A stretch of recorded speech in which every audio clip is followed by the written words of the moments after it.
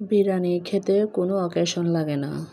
যে কোনো সময় যে কোনো অকেশনে বিরিয়ানি খাওয়া যায়। ছোট বড় সকলে খুব পছন্দ করে বিরিয়ানি খেতে। বাচ্চারা তো বিরিয়ানি পেলে আর কিছু খেতেই চায় না। সালামু আলাইকুম, ব্যাক টু মাই চ্যানেল। আজকে দেখাবো বিফ বিরিয়ানি রেসিপি আমি তৈরি করলাম, আপনাদের মাঝে একটু শেয়ার করলাম। শুরু করি মূল ভিডিও। প্রথমে একটি চুলা অন করে তার মধ্যে একটি ডেকচিতে ঘি দিয়ে দিলাম 3 চামচের মতো। ঘিটা একটু বাড়িয়ে দিলে ভালো হয়। তার মধ্যে দিয়ে দিলাম আদা রসুন বাটাটা দেওয়ার পর দিয়ে দিলাম আদা বাটা। সব এগুলো দিয়ে একটু কাঁচা গন্ধ চলে যাওয়ার মতো একটু কয়েক সেকেন্ড সময় নিয়ে ভেজে নেব। তার মধ্যে দিলাম আস্ত গোটা কাঁচামরিচ কয়েকটা। তার মধ্যে দিয়ে দিলাম পেঁয়াজ কুচি। ও দিয়ে একটু নেড়ে চেড়ে নিব যাতে পেঁয়াজের কাঁচা গন্ধটা চলে যায়। এবং এর মধ্যে দিলাম টমেটো কুচি একটা। তার মধ্যে দিলাম কিশমিশ একটা, কয়েকটা কিশমিশ দিয়ে দিলাম কিছু পরিমাণ। আবার দিয়ে দিলাম দই, টক দই। সবগুলো দিয়ে একটু নেড়ে চেড়ে কষিয়ে নিব ঘির মধ্যে। এবার দিয়ে দিলাম বিরিয়ানি মশলা। আমি নিয়েছি রাঁধুনি বিরিয়ানি মশলাটা দিয়ে আরেকটু কষিয়ে নিব। আর একটু দিয়ে দিলাম ধনিয়ার গুঁড়াটা দিলে এক্সট্রা কালারটা ভালো আসে। আর একটু এই জন্য এবার দিয়ে দিলাম অল্প পানি দিয়ে আবার একটু নেড়ে চেড়ে কষিয়ে নিলাম। বেশ কষানো শেষ। এবং তার মধ্যে দিলাম গরুর মাংসটা আমি একটু গরম পানি দিয়ে ফ্রোজেন বিদায় ধুয়ে নিয়েছি। তার মধ্যে দিলাম আলুগুলো ছোটো করে কুচি করে কেটে নিয়েছি।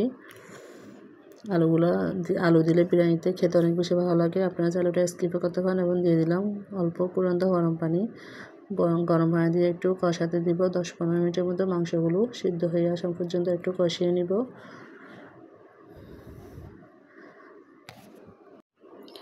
ব্যাস, এবং তার মধ্যে দিলাম লবণটা অ্যাড করে আবার একটু নেড়ে নিয়ে আবার একটু কষিয়ে নিব।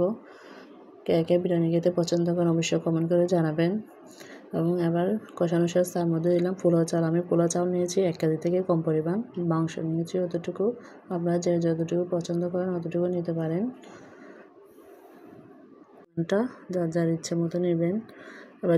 এবং চাউলগুলো একটু কষিয়ে নেওয়ার পর তার মধ্যে দিলাম ফুটন্ত গরম পানি দিয়ে এবং তার মধ্যে কয়েকটা পোলাও পাতা অ্যাড করে নিলাম। এবং লবণ হয়েছে কিনা একটু টেস্ট করে দেখলাম।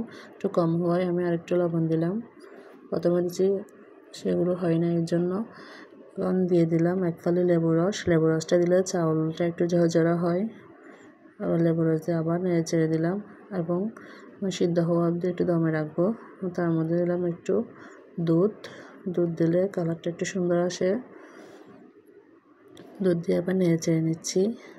নেড়ে চেড়ে চাউলটা সিদ্ধ হওয়া পর্যন্ত অপেক্ষা করবো। পানিটা যাতে টেনে যায় সে পর্যন্ত একটু টেস্ট করে দেখলাম। সবগুলো একেবারে পারফেক্ট হয়েছে। আমার সিদ্ধ হওয়া শেষ। পানি শুকিয়ে গেছে। আবার 10-15 মিনিট দমে রাখবো। বেশ ভাতও ফুটে গেছে। বেশ রেডি। পেঁয়াজ বেরেস্তা দিয়ে রেডি হয়ে গেল আমার বিফ বিরিয়ানি। আপনারা এভাবে ট্রাই করতে পারেন।